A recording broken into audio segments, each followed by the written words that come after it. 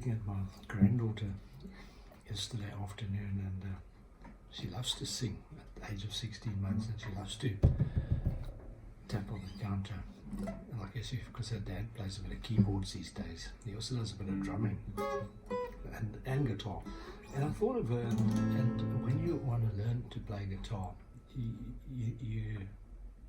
probably need to be able to strum it first. So I'm playing an A minor chord in case you don't recognize the sound. Open A minor, and the pattern of strumming, the basic pattern is basically down, down, up, down, up, down, up, up.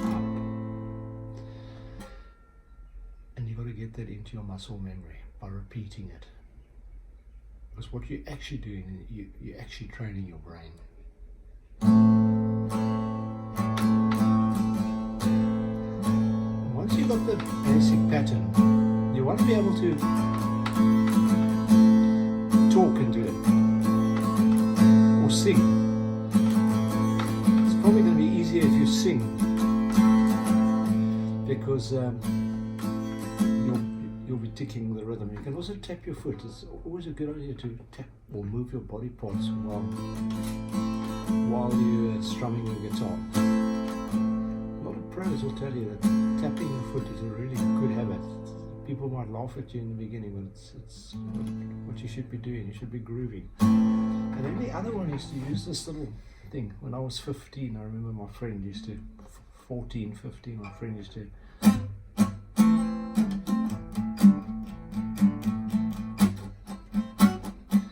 combination with a bit of muting, palm muting.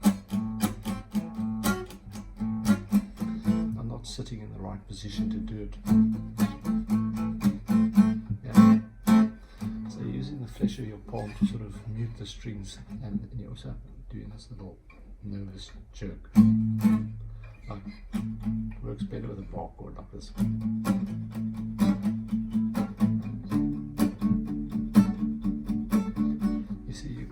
Keeping the percussion. You've seen these fantastic acoustic guitarists when they do all this percussion, Tommy Emmanuel and those guys. You want to express your feelings on this guitar, and I'm hoping in the near future to start considering maybe not doing so many technical exercises, or trying to rip solos at great speed, but maybe try and put some feeling into them. And I listened to a slow version of Hey Joe yesterday, a guy, and it absolutely moved me. It's a simple song, but he does it extremely slowly. But of course he can sing, which I can't do so well, but he can. You can really feel it, you know. I really got quite moved. I was just driving along with my earphones in, and it really moved me. So the first thing you want to do is learn to strum the guitar, and you want to learn the cowboy chords. You know, your A, C, D, E, the dreaded F, and the G. And learn to play a G like that, the modern way. 4-finger version, where you're covering the G, the D, the E and the B string down here,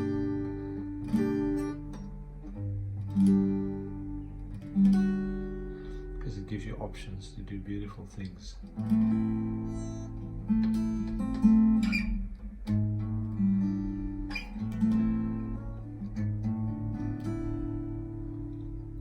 And remember, you can change the bass note in your open chords.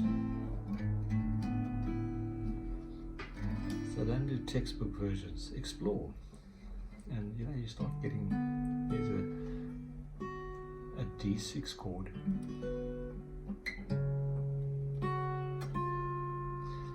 You know, just to give you some ideas, move your fingers around the fretboard.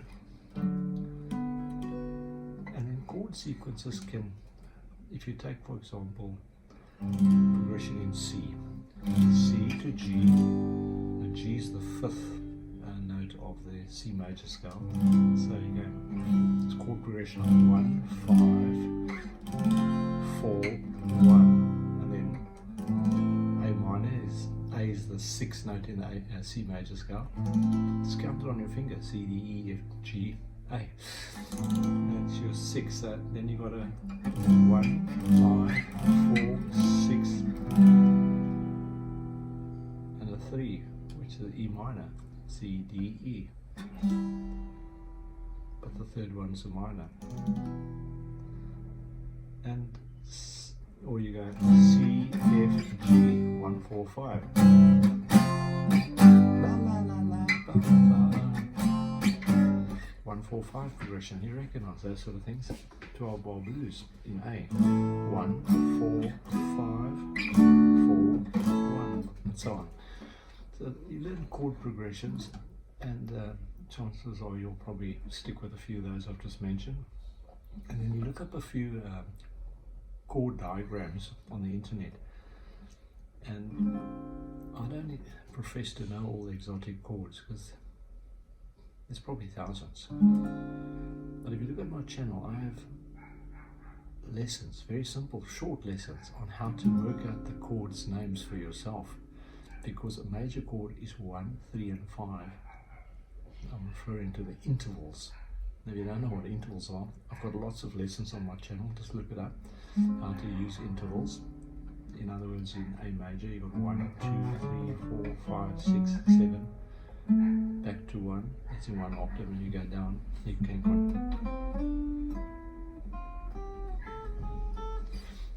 go up to 14 that way and get back to where you started.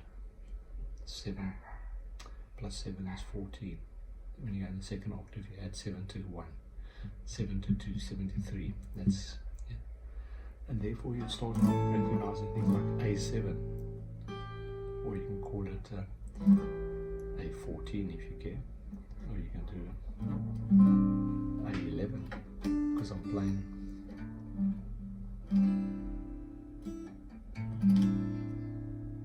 the D note.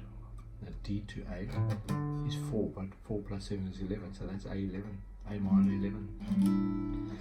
And so you'll be able to work out the chords names for yourself, and you work out diminished, because diminished is 1 flat everything.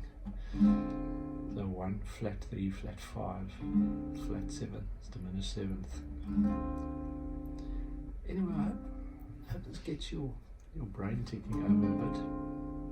And I'm doing it really basic here because I just want to hopefully get you interested in, instead of just learning songs. Now, repertoire, learning songs is known as repertoire, one of the practice sequences. Yes, you do repertoire, but you also do technical things, and you do music, but a music theory. You know, in my story, I didn't do music theory for